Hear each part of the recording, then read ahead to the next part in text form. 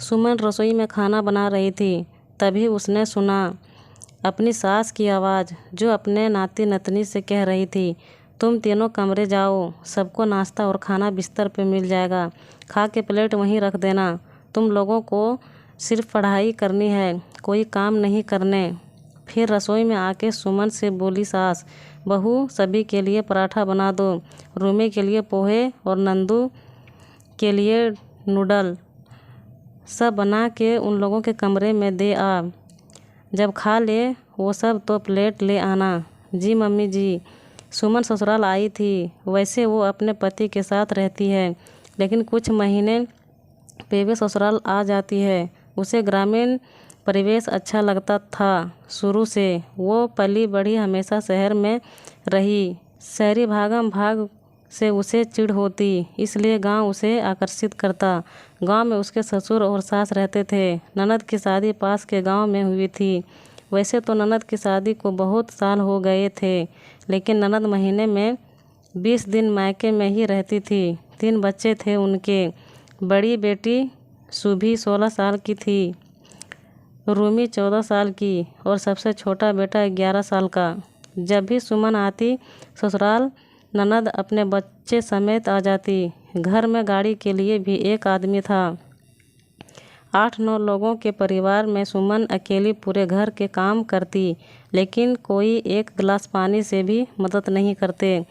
उसके बाद दिन भर सास ननद के ताने। सुमन के पति को अपने घर के सदस्य के बारे में भली भांति पता था, इसलिए वो हर बार सुमन को मना करता कि तुम मत आओ, मेरे साथ चलना, फिर मेरे साथ ही आना जाना। लेकिन सुमन कहती 2-4 दिन में मन नहीं भरता और वे मेरा घर है, किसी की वजह से मैं अपना घर जाना क्यों छोड़ दूँ। लेकिन इस बार उसके आत्म सम्मान को झटका लगा। ये क्या बात हुई? बच्चे इतने छोटे बच्चे तो नहीं कि खुद के खाना ना ले पाए या प्लेट अपनी उठा के ना दे जाए। फिर सासू माँ का इस तरह से कहना, मैं क्या नौकरानी हूँ? इस बारे में सासू माँ से बात करनी होगी।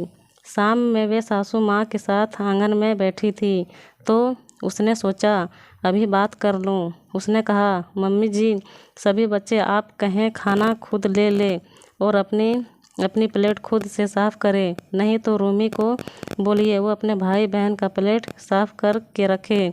घर में कोई काम के लोग तो नहीं हैं, अकेले मैं कितना करूँगी।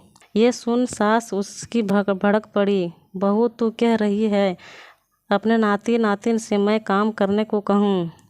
उनका नानी घर है, ये तुम्हारे पिताजी का घर नहीं समझी। होश में रह के बात कर। अपने घर तो वो काम नहीं करते, यहाँ क्यों करेंगे?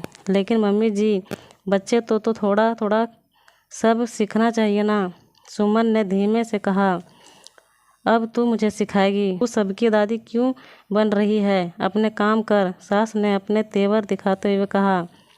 सुमन थोड़ा धीरे लेकिन कठोर स्वर में बोली, ठीक है मम्मी जी, आपको जैसा रहना है रहिए, लेकिन मैं आपके घर की बहू हूँ, नौकरानी नहीं। जितने काम मुझसे होंगे उतने ही करूँगी, किसी के पीछे नहीं लगी रहूँगी, ना ही सबके लिए अलग अलग नाश्ता खाना बनाऊँगी।